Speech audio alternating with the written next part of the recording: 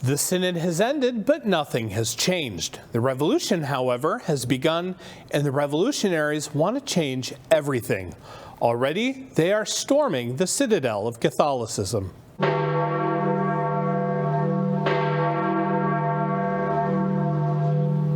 Dr. Jules Gomes, we've been seeing doctrinal upheaval among the hierarchy in the church for decades now. What are these revolutionaries, or who are they, and what do they want?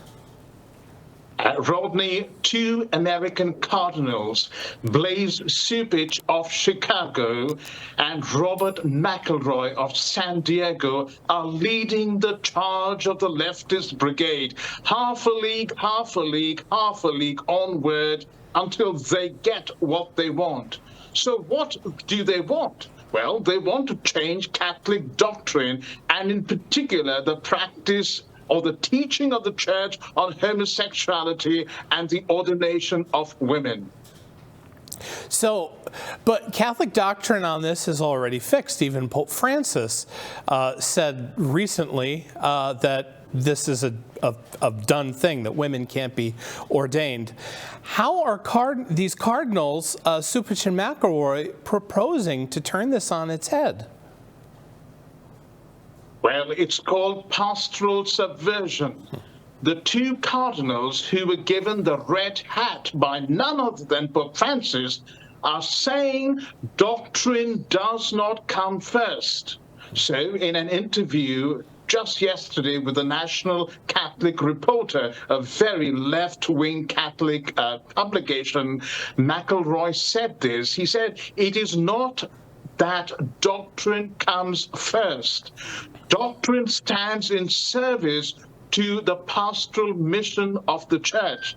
We need to adopt the pastoral message of Jesus Christ who encounters people, who embraces them, who meets the problems that are going on, and then calls people to conversion." Now, the Cardinals said that even though the acronym LGBTQI was dropped from the final synthesis report of the Synod, and conservatives are thrilled about that, by the way, the document still, the Cardinals say, has several references which are calling for Catholics to revolutionize sexual morality. And Cupich actually admitted that the LGBTQI acronym was dropped because of huge pressure from the African participants. And these African participants talked about how Western nations were threatening them, bullying them virtually with the threat to withdraw foreign aid because of their views on homosexuality. Cupich also said that the document talks about how our anthropological view, now that's the language of the document, is so limited that we cannot fully grasp the human situation. So it seems like the Trojan horse of the doctrinal revolution is going to be putting pastoral practice first and changing doctrine to suit so-called pastoral needs. And this praxis-oriented strategy, Rodney, as you well know, is straight from the textbook of liberation theology. It also seems a contradiction, too, to say, well, humanity is so complicated, how can we possibly understand it? So we need to allow this. Well, if you allow it and you say you don't understand humanity, then how do you know what you're allowing, aka sodomy, is good for humanity? It's not. Doctrine tells us that. But yeah, these people are nuts.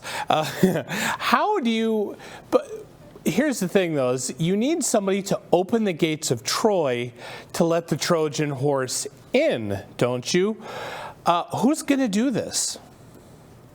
Well, two cardinals are quite open about who is going to open the gates of Troy. It's the laity, they say, because for the first time, lay people have been given the right to vote in the Synod. And in the interview, Cardinal Cupich said that the lay participants in the synod, because they had been given the right to vote, now have the same authority as bishops. Let me quote him. He says, "We all have authority, and that means we all have something to say."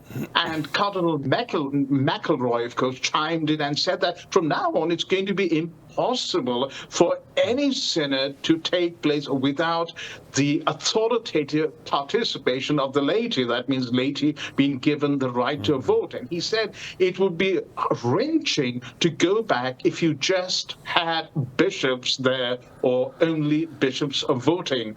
And Rodney, this is what I've been predicting, that what they are doing is basically changing the structure of the governance of the Catholic Church.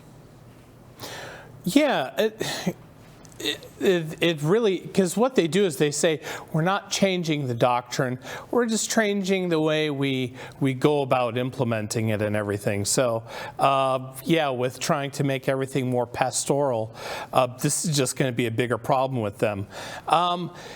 But with all of this being said, is everything doom and gloom?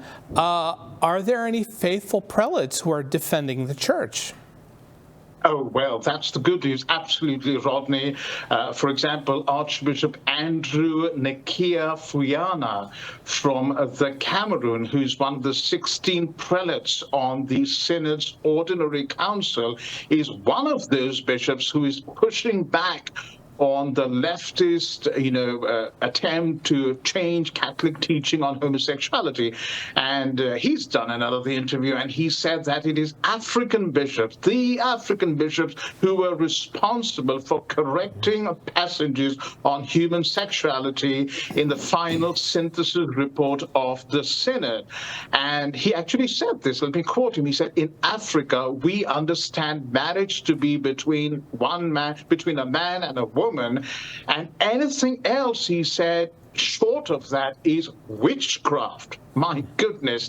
He also added, he said, this is something we said very strongly.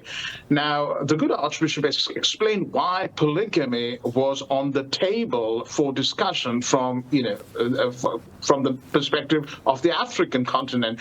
And he said, we argued about polygamy, not because we want polygamy legalized, but because we want to accompany those people who are living in such a lifestyle until there is conversion. That's a true accompaniment right there. That's been very powerful. Yeah, wow. God bless the African bishops who have done this to, stem this tidal wave of insanity that seems to be sweeping through the church. Well, it seems like the sodomy advocates in Miters, they know what they're doing. On the one hand, they say they don't want to change doctrine, but then they change doctrine to be pastoral. It just goes to prove these men operate not just with bad theology, but with bad philosophy as well. Jules, thank you for laying all this out for us. Thank you, Rodney. Thanks again for watching today's episode of Rome Dispatch. This show is brought to you by donors like Real Estate for Life.